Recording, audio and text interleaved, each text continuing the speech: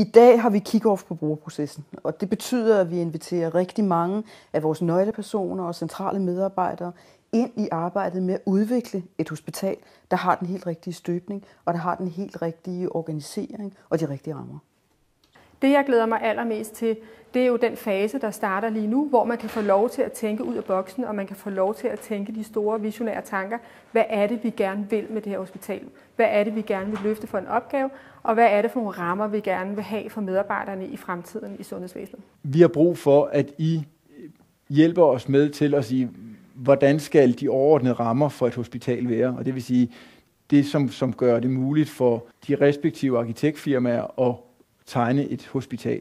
Personalets viden er langt hen ad vejen med til at kvalificere præcis det arbejdsmateriale, vi har, når vi skal til at sætte rammer om de kliniske funktioner og om patientforløbene. Det er personalet, der ved, hvad det er for nogle sammenhængsfaktorer og nærheder, der er helt kritiske i sådan et stort byggeri. Og den viden skal simpelthen ind i det her projekt, hvis det skal blive godt. Personaleinddragelse er essentiel, hvis man ønsker sig et moderne, fremadrettet hospital, hvor der er tænkt arbejdslogistik, arbejdsmiljø og de rigtig, rigtig gode patientbehandlinger ind fra starten af. Og så synes jeg jo klart, at vi skal prøve at drage en fordel af, at vi kommer fra 3 forskellige rammer.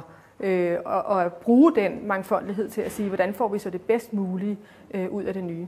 Det er afgørende vigtigt, at personalet, medarbejderne kommer med input til nye byggeri. Det tror jeg selv, dem der står i frontlinjen hos patienten. Det er alle deres kollektive erfaringer fra hverdagens arbejdsgange, der skal med i den her proces. Vi forestiller os et par møder med afdelingerne, helst inden sommerferien, for at nå det alt sammen.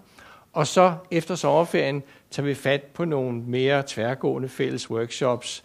Forskellen for patienterne vil navnlig være, at vi får mulighed for at i højere grad indrette de fysiske rammer, så patienternes behov kommer i fokus. Det vil komme til at omfatte sengestuer, det vil komme til at omfatte modtagelsesarealer. Og derudover prøver vi også rigtig meget at medtænke de pårørendes rolle i behandlingsforløbet og tilgodese de pårørende i de fysiske rammer, der skal være på hospitalet. Mine forventninger til det nye hospital i Nordsjælland er et fornuftigt byggeri, som tager hensyn til patienternes behov. Vi møder dagligt folk, der vandrer hvileløst eller forvirret rundt i terrænet og ikke kan finde opgang her og opgang der. Hvis du kommer med én indgang, uanset om du kommer akut eller planlagt eller på besøg, lidt som et indkøbscenter eller kongresscenter, så kan man have en venlig organisation, der tager imod og viser den rigtige vej. Det kunne jeg se som en kæmpe fordel. Jamen for rigtig mange medarbejdere, så er det nok stadigvæk svært at forholde sig til det her nye hospital.